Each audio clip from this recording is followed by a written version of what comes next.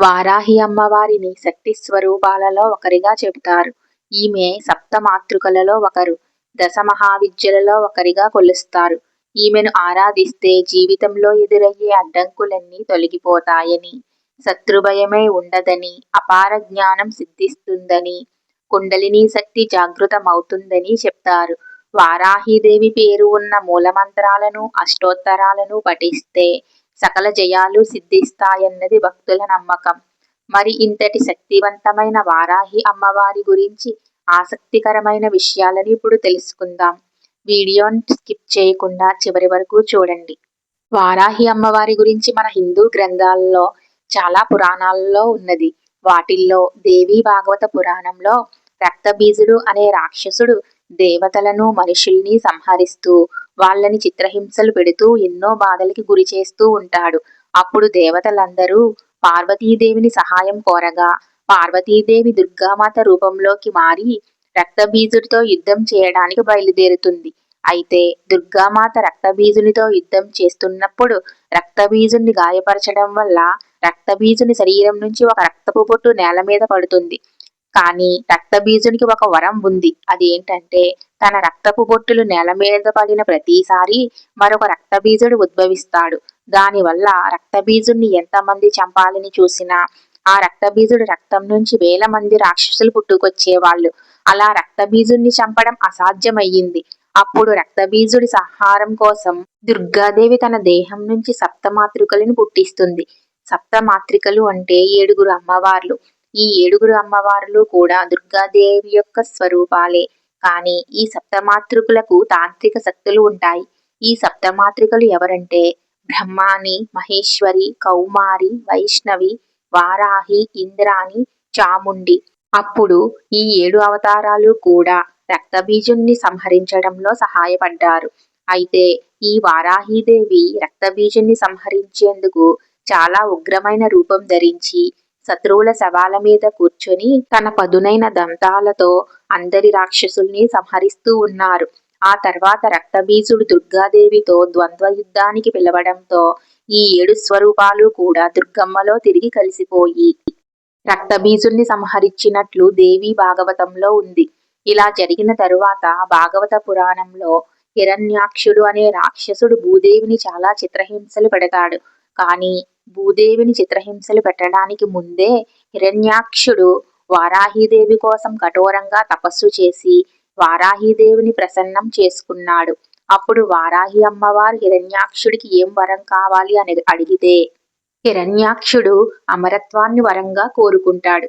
కానీ వారాహి అమ్మవారు మాత్రం అమరత్వాన్ని ఇవ్వడం కుదరదు అని తేల్చి చెప్తుంది. దాంతో హిరణ్యాక్షుడు తెలివిగా ఆలోచించి ఏం చేస్తాడంటే అమ్మా, నువ్వు తప్ప నన్ను ఎవరూ చంపడానికి వీలు లేదు అని వరం కోరుకుంటాడు.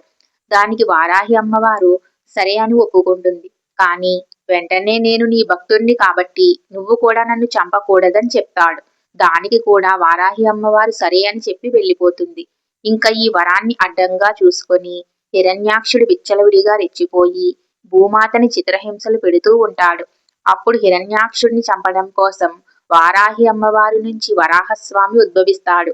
అలా వారాహి అమ్మవారిలో నుంచి వచ్చిన విష్ణువుని అవతారమే వరాహస్వామి. ఇంకా మత్స్య పురాణంలో శివుని చెమట బొట్టుతో అంధకాసురుడు అనే రాక్షసుడు పుడతాడు. అయితే అంధకాసురుడు పెరిగి పెద్దయ్యాక రాక్షసులందరికీ అధిపతి అయ్యి దేవతలపైన యుద్ధాన్ని మొదలు పెడతాడు. అప్పుడు ఈ అంధకాసురుడిని సంహరించటానికి శివుడు పార్వతీదేవిలో ఉన్న వరాహి అమ్మవారిని స్మరించినట్లు ఈ మత్స్య పురాణంలో ఉంది. ఈ పురాణాలతో పాటు వామన అవతారంలో సప్తమాతృకలను దుర్గా అమ్మవారు చండికా రూపం నుంచి పుట్టించినట్టుగా ఉన్నది. అందులో వారాహి అమ్మవారు మాత్రం చండికా యొక్క వీపు భాగం నుంచి పుట్టినట్టు రాసి ఉంది. అయితే ఈ గ్రంథాల్లో ప్రతిసారి వారాహి అమ్మవారు వచ్చేది శత్రు వినాశనానికి, అలాగే సేనలకు ఆధిపత్యం వహించటానికి. లలితాదేవికి సైన్యాధిపతిగా వారాహిదేవిని వర్ణిస్తారు. అందుకే ఈమె ప్రస్తావన లలితా సహస్రనామంలో కూడా కనిపిస్తుంది. ఆ లలితాదేవి తరపున పోరాడేందుకే కాదు, భక్తులకు అండగా ఉండేందుకు కూడా ఒక గొప్ప యోధురాలిగా నిలుస్తుంది వారాహిదేవి.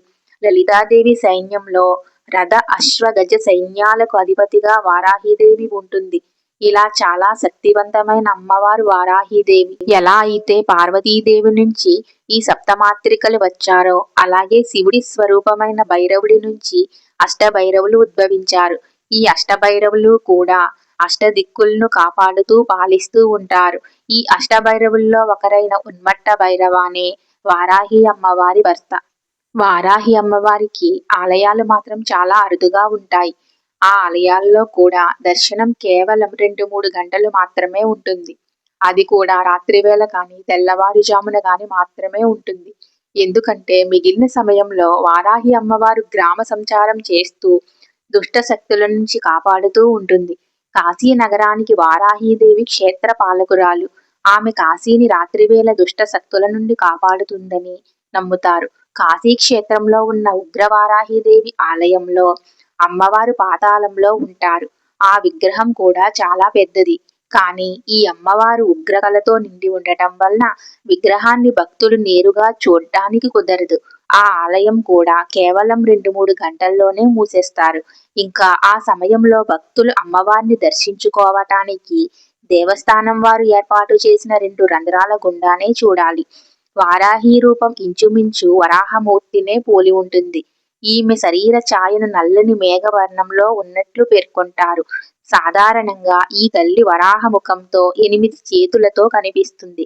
అభయ వరద హస్తాలతో శంఖము, పాశము, హలము వంటి ఆయుధాలతో దర్శనమిస్తుంది. ఈ వీడియో గనుక మీకు నచ్చినట్లయితే లైక్ చేసి నా ఛానల్ని సబ్స్క్రైబ్ చేసుకోండి. Thank you for watching.